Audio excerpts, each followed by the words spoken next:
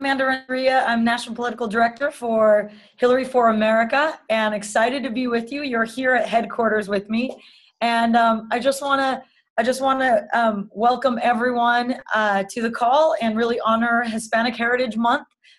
This is really a time for us to showcase and empower and show all the great things that Latinas, Hispanics are doing around the country and around the world. And so it's exciting to be a part of all of this.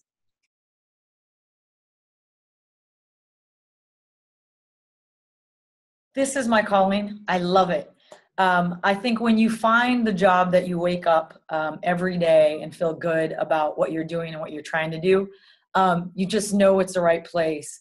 And so I ended up just having some great opportunities, and certainly being the first Latina chief of staff, I never really thought about it. I was just working hard, doing my job, and being excited to wake up every day, being able to make a difference.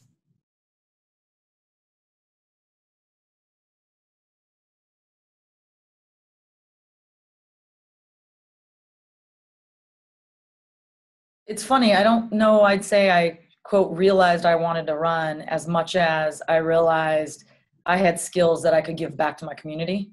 And then it was the how.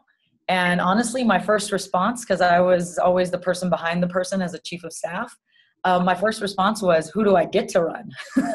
And how can I help them win? And then, you know, really it was girlfriends and people who knew me. I mean, one of the things I often tell my mentees is, if not you, who?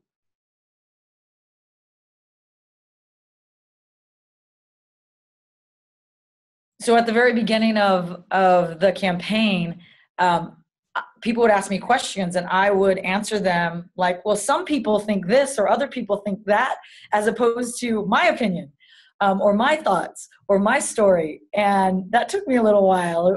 In some ways, I was a little shy, I guess, because so much of my career had been based on, you know, helping others tell their story, not my own. So that part, when you run for Congress, is a good thing to practice and to get used to, that you are telling your story.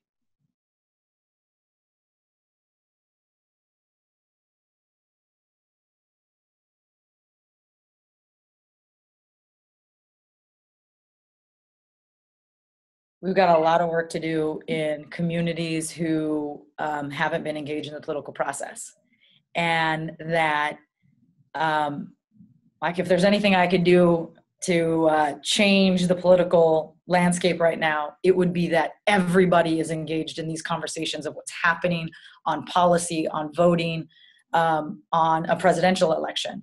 I think one of the things you learn, especially when your job is to try and build the biggest tent that's ever been built in politics, one of the things you learn is how disappointed people are in our political system and our political discourse.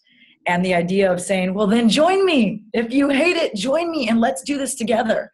That part is hard. And yet at the same time, I think it's the big opportunity in this presidential election is to say, okay, now let's all do this. Let's all be a part of governing our country.